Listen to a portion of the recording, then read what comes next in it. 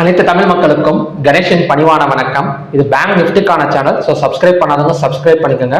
என்னோட original Telegram channel link பார்த்தீங்கன்னா video description கொடுத்துருக்கேன். ஸோ ஜாயின் பண்ணாதவங்க ஜாயின் பண்ணிக்கோங்க. ஸோ இன்னைக்கு மார்க்கெட் பற்றி டிஸ்கஸ் பண்ணுறதுக்கு தலையே வலிக்குது. ஏன்னா அந்த அளவுக்கு பார்த்தீங்கன்னா ஒரு 4000 பாயிண்ட் அங்கே இறக்குவாங்க. அதாவது ஒரு 2 நாளைக்கு முன்னாடி எல்லாம் ரிசல்ட்ஸ் கொடுக்குறாங்கிற பேரில் இந்த மீடியாக்கள் எல்லாம் என்ன பண்ணிட்டாங்கன்னா பிஜேபி தான் அப்படின்னு சொல்லிட்டு கொடுத்துட்டாங்க. ஆனால் காலையிலேருந்து பார்த்தீங்கன்னா கொஞ்சம் காங்கிரஸ் சைடு வந்து கொஞ்சம் ஸ்ட்ராங்காக இருந்திருக்கும் போல.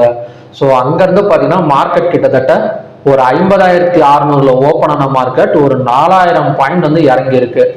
ஸோ இந்த மாதிரியெல்லாம் ஃபுல் அண்ட் ஃபுல் இதுதான் ஃபர்ஸ்ட் டைம்னு நினைக்கிறேன். பேங்க் நிஃப்டியில் ஒரு 4000 பாயிண்ட்ஸ் வந்து மைனஸ் ஆகிறது பார்த்தீங்கன்னா இதுதான் ரெக்கார்ட் பிரேக்கு.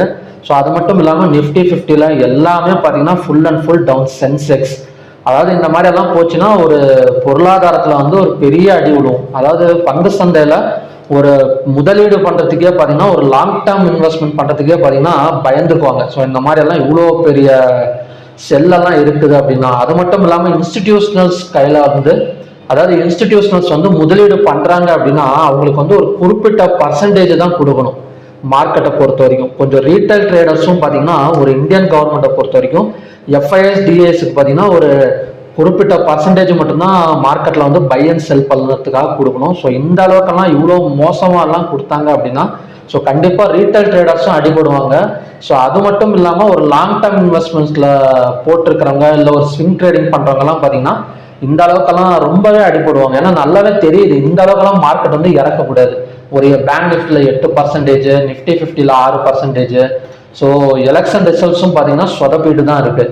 ஸோ நாளைக்கு எது வந்து கண்டினியூ ஆகுமா அப்படின்னு பார்த்தீங்கன்னா ஸோ ட்ரெண்ட் லைன் நம்ம ட்ரா பண்ணி வச்சிருந்தோம். ட்ரெண்ட் லைனு ஸோ 47,800 வரைக்கும் வந்துட்டு ஸோ மார்க்கெட் மேலே வரும் அப்படின்னு நினச்சேன். ஸோ அதையுமே பிரேக் அவுட் பண்ணிட்டு கீழே வந்து மார்க்கெட் வந்து க்ளோஸ் வச்சிருக்கு.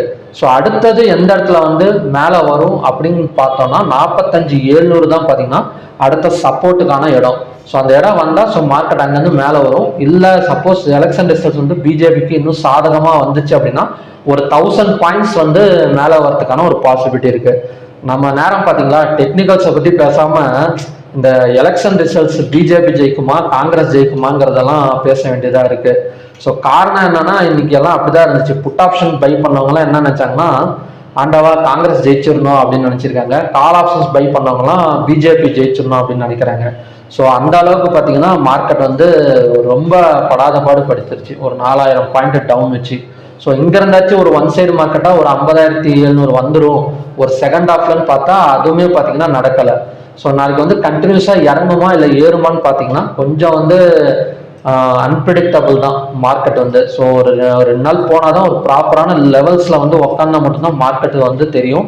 இப்போதைக்கு மார்க்கெட் வந்து ட்ரெண்ட் லைனை பிரேக் வச்சு க்ளோஸ் பண்ணியிருக்கு. சப்போஸ் மார்க்கெட் ஏதாவது ஈவினிங்கில் ஒரு பிஜேபி சைடு வந்து ஒரு நல்ல ஒரு ரிசல்ட்ஸ் கிடைச்சிச்சுன்னா ஒரு 1000 பாயிண்ட்ஸ் கேப் அப் விழுவதுக்கான ஒரு பாசிபிலிட்டி இருக்குது. ஸோ அப்படி இல்லைன்னா ஸோ அகைன் வந்து 45,700 வரைக்கும் வந்துட்டு ஏன்னா அந்த இடம் தான் பார்த்தீங்கன்னா ஒரு நல்ல சப்போர்ட். அடுத்த சப்போர்ட் வந்து 45,700. ஸோ அந்த இடம் வந்தால் மறுபடியும் பார்த்தீங்கன்னா ஒரு பை எடுக்கிறதுக்கான ஒரு பாசிபிலிட்டி இருக்குது. ஒரு 1000 or 1500 பாயிண்ட்ஸ் வந்து பை எடுக்கிறதுக்கான ஒரு பாசிபிலிட்டி இருக்குது. ஸோ ஓகே ஃப்ரெண்ட்ஸ், பார்க்கலாம் நாளைக்கு எந்த மாதிரி வந்து கொண்டு வராங்கன்னு. கொஞ்சம் ஒரு 2 நாள் மட்டும் ஒவ்வொரு ட்ரேடு ஸ்டாப் லாஸ் போட்டு ஒவ்வொரு ட்ரேடு மட்டும் அட்டன் பண்ணுங்க. ஸோ இன்றைக்கே பார்த்தீங்கன்னா இவ்வளோ பெரிய ஃப்ளக்சுவேஷனில் எதுவுமே என்னால் பார்த்தீங்கன்னா ஏன் பண்ண முடியல. இன்னைக்கு கால் ஆப்ஷன்ஸ் தான் ரொம்ப எதிர்பார்த்தேன். ஆனால் கால் ஆப்ஷன்ஸ் பார்த்தீங்கன்னா ஒரு செகண்ட் ஹாஃப்லேயும் சொதப்பிடுச்சு.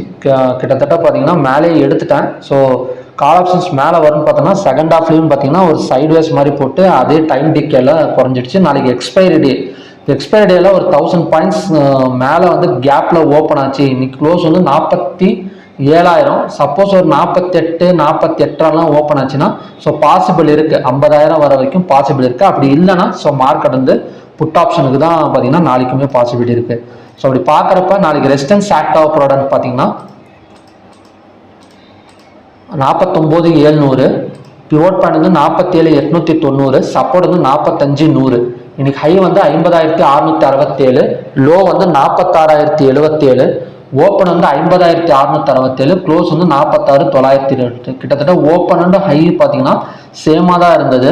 ஸோ அது மட்டும் இல்லாமல் ஓப்பன் ஆன இடத்துல இருந்து நகராமல் ஸோ மார்க்கெட் கீழே தான் வந்து க்ளோஸ் ஆயிருக்கு. ஸோ க்ளோஸ் கிட்டத்தட்ட பார்த்தீங்கன்னா ஒரு 4000 பாயிண்ட் மைனஸில் வந்து க்ளோஸ் வச்சிருக்கு. ஸோ இந்த மாதிரி வைக்கிறது ரெண்டு பக்கம் சான்சஸ் இருக்குது. ஒன்று வந்து கண்டினியூஸாக செல் கொடுத்துக்கிட்டே இருப்பாங்க. ஸோ செல் கொடுத்துக்கிட்டே இருக்கிறது பெரிய விஷயம் இல்லை.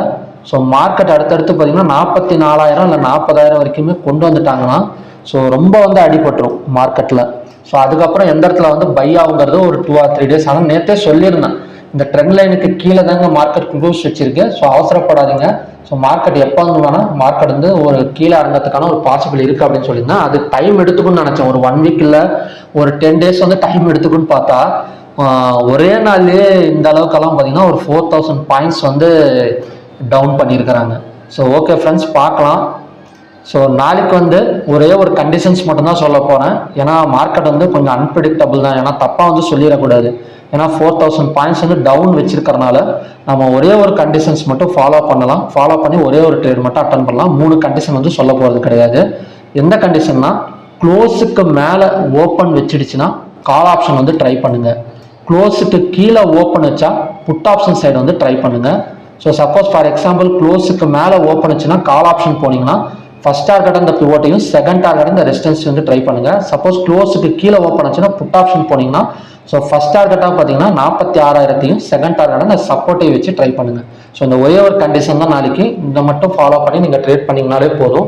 ஏன்னா நாளைக்கும் பார்த்தீங்கன்னா எக்ஸ்பைரிங்கிறனால ஸோ பாசிபிலிட்டி இருக்குது. ஏதாவது ஒரு சைடு வந்து மார்க்கெட் வந்து ஃப்ளோ ஆகக்கூடிய ஒரு பாசிபிலிட்டி இருக்குது. கொஞ்சம் வெயிட் பண்ணி பார்க்கலாம். ஸோ ஸ்டாக்ஸ் பார்க்கலாம். நேற்று வந்து 3 கொடுத்துருந்தேன். ஒன்று வந்து SBI பேங்க் 859.50. ஸோ அதை வந்து டச் பண்ணிவிட்டு மார்க்கெட் வந்து ஃபெயில் ஆகிருக்கு, கீழே ஃபுல்லாக வந்திருக்கு. ஸோ HDFCயில் 1,505. ஸோ அது மட்டும் பார்த்தீங்கன்னா ஒரு 1,540, கிட்டத்தட்ட பார்த்தீங்கன்னா ஒரு 35 points பக்கம் ஒரு பாசிட்டிவ் சைடு வந்து கொடுத்துருக்கு. 3வது கொட்டாக் பேங்க். ஸோ கொட்டாக் பேங்க்கும் ஃபெயில் தான், கிட்டத்தட்ட 1,620 வரைக்குமே வந்திருக்கு.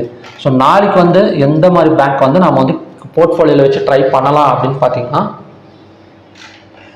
ஸோ ஃபஸ்ட்டு ரெஃபர் பண்ணுறது கொட்டாக் பேங்க். கொட்டாக் பேங்க் வந்து இப்போதைக்கு பார்த்தீங்கன்னா ஒரு நல்ல ஒரு சப்போர்ட்டில் நின்றுட்டு இருக்கு. 1,619 அந்த இடம் வந்து பை பண்ணிங்கன்னா 1,640, 80 வரைக்குமே வரதுக்கான ஒரு பாசிபிலிட்டி இருக்குது கொட்டாக் பேங்க்கில். ஸோ ரெண்டாவது வந்து இண்டஸ் IND பேங்க். ஸோ 1,385ங்கிறது ஒரு சப்போர்ட். ஸோ அந்த இடம் வந்தோன்னா அடுத்த டார்கெட் வந்து 1,400, 1,420 வரைக்குமே வரதுக்கான ஒரு பாசிபிலிட்டி இருக்குது இண்டஸ் IND பேங்க்கில். ஸோ மூணாவதாக வந்து AU பேங்க். ஸோ AU பேங்கோட சப்போர்ட் வந்து 598.45, ரெசிஸ்டன்ஸ் வந்து 654.55. ஸோ இந்த இடம் ரெண்டு இடத்துல எந்த இடம் வந்து டச் பண்ணாலும் ஸோ பை அண்ட் செல் வந்து ட்ரை பண்ணுங்க. ஒரு 10 points வந்து டார்கெட் வச்சுக்கலாம். சப்போர்ட் வந்து 598, ரெசிஸ்டன்ஸ் வந்து 654.55. ஸோ ஓகே ஃப்ரெண்ட்ஸ், இதுதான் பார்த்தீங்கன்னா 3 பேங்க், நாளைக்கான 3 பேங்க். ஒன்று வந்து கொட்டாக் பேங்க், ஸோ 1,620. ரெண்டாவது வந்து பார்த்தீங்கன்னா இண்டஸ் IND பேங்க் 1,385. மூணாவது வந்து AU பேங்கோட ரெசிஸ்டன்ஸ் வந்து 654, சப்போர்ட் வந்து 598.45. ஸோ ஓகே ஃப்ரெண்ட்ஸ், இதுதான் பார்த்தீங்கன்னா நாளைக்கான 3 பேங்க்ஸ். ஸோ பார்க்கலாம். உங்களோட கமெண்ட்ஸை வந்து மறக்காமல் வந்து டைப் பண்ணுங்கள். மார்க்கெட் இன்னும் இறங்குமா இல்லைனா ஏறுமாங்கிறது. ஸோ என்னை பொறுத்த வரைக்கும் இன்னைக்கு வந்து கொஞ்சம் நாளைக்கானது வந்து பார்த்தீங்கன்னா ஒரு அன்பிரடிக்டபிள் மார்க்கெட்டாக தான் இருக்குது. ஸோ அதனால தான் ஒரே ஒரு கண்டிஷன் மட்டும்தான் சொல்லியிருந்தேன். க்ளோஸுக்கு மேலே ஓப்பன் ஆனால் பை சைடு போங்க, க்ளோஸுக்கு கீழே ஓப்பன் ஆனால் புட் ஆப்ஷன் வந்து ட்ரை பண்ணலாம் அப்படின்னு. ஸோ பார்க்கலாம் எந்த மாதிரி வந்து போகுது அப்படின்னு. இது இன்னும் கண்டினியூஸ் ஆகுமா? சப்போஸ் வந்து இப்போ அதாவது காங்கிரஸ் வந்து முன்னிலையில் இருக்கு அப்படிங்கிறதுக்காக மார்க்கெட் வந்து இறக்கி இருக்கிறாங்க. சப்போஸ் காங்கிரஸ் ஆட்சிக்கு வந்துருச்சுன்னு வச்சுக்கோங்க, ஸோ இன்னும் இறக்குனாங்கன்னா இன்னும் கொஞ்சம் டவுன் அடிச்சுட்டு FIS DIS எல்லாம் செல் பண்ணிக்கிட்டே போனாங்கன்னா ஸோ மார்க்கெட்டோட நிலைமை என்ன ஆகும்னு தெரியல. கிட்டத்தட்ட 44,000 42,000 வரைக்கும் இறங்கிறதுக்கான ஒரு பாசிபிள் இருக்கா அது அப்படிங்கிறத போதான் தெரியும். ஏன்னா லாஸ்ட் இயர்ல வந்து பார்த்தீங்கன்னா ஸோ மார்க்கெட் வந்து ஏற்றிருக்காங்க. உங்களுக்கு பார்த்தாலே தெரியும். ஸோ லாஸ்ட் இயரில் ஓப்பனிங்கில் வந்து பார்த்தீங்கன்னா கிட்டத்தட்ட 12% வந்து மார்க்கெட் வந்து ஏறி இருக்கு. இந்த இயரில் பார்த்தீங்கன்னா -2.82% வந்து ஸோ மே மந்த்லேயே பார்த்தீங்கன்னா டவுன் கொடுத்துருக்குறாங்க. ஸோ இதை கண்டினியூஸ் பண்ணுவாங்களா இல்லைன்னா ஏதாவது ஒரு சப்போர்ட்டில் டச் பண்ணிவிட்டு மார்க்கெட் மறுபடியும் மேலே கொண்டு வருவாங்களான்னு தெரில. ஸோ அடுத்த ரிசல்ட்ஸுக்கு தான் பார்த்தீங்கன்னா வெயிட் பண்ணிட்டு இருக்கோம். பார்க்கலாம் எந்த மாதிரி அப்படின்னு. ஸோ ஓகே ஃப்ரெண்ட்ஸ், மறுபடியும் பார்த்தீங்கன்னா ஒரு நல்ல ப்ரெடிக்ஷனோட நான் வந்து உங்களை மீட் பண்ணுறேன். நன்றி, வணக்கம்.